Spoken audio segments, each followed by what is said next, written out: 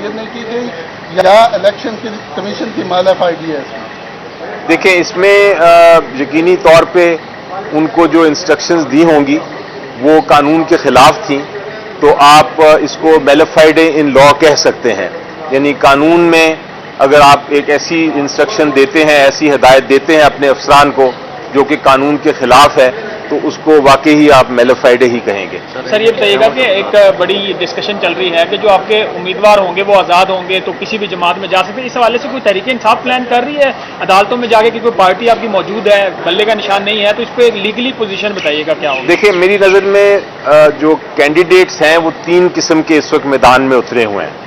ये जो इलेक्शन हो रहा है उसमें 3 किस्म के कैंडिडेट्स हैं। एक तो कैंडिडेट है जो कि अपनी अपनी पॉलिटिकल पार्टी, अपनी सियासी जमात के इंतखाबी निशान पे लड़ रहे हैं, वो तो पार्टी के कैंडिडेट्स हैं।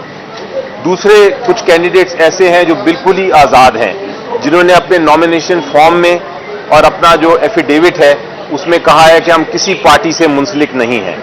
वो बिल्कुल आज़ाद हैं, वो जब इलेक्शन के बाद किसी भी पॉलिटिकल पार्टी को ज्वाइन कर सकते हैं, उसमें शामिल हो सकते हैं।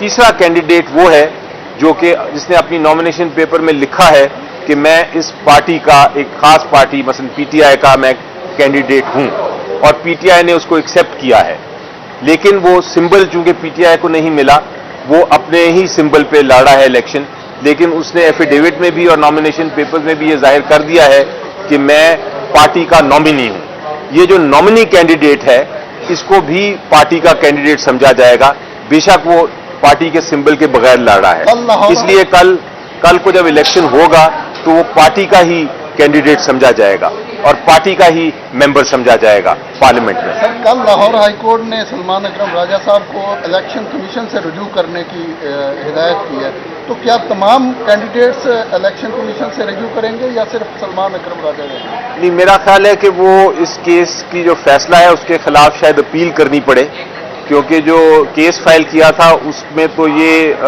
इस्तदा थी कि जो कैंडिडेट्स हैं वो पीटीआई के कैंडिडेट समझे जाएं।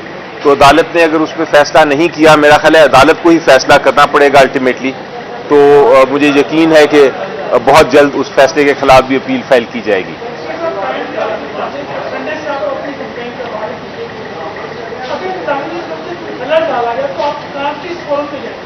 देखिए, फोरम तो पाकिस्तान में जो आइन के तहत बनाया था, ओरिजिनली वो इलेक्शन कमीशन ऑफ पाकिस्तान था। अगर इस किस्म की कोई इलेक्शन की कैंपेन में मुदाखलत होती है किसी भी तरफ से, तो ये इलेक्शन कमीशन ऑफ पाकिस्तान की जिम्मेदारी है कि वो इस पे उसका सोल्यूशन ढूंढे और उसका हल ढूंढे।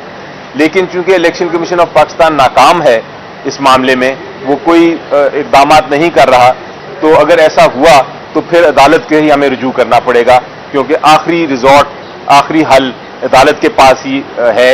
हालांकि ये सियासी मामले होते हैं, लेकिन अल्टीमेटली अदालत के पास ही आके हमें रिलीफ अगर मिलना है तो अदालत से ही मिल सकेगा। Thank you.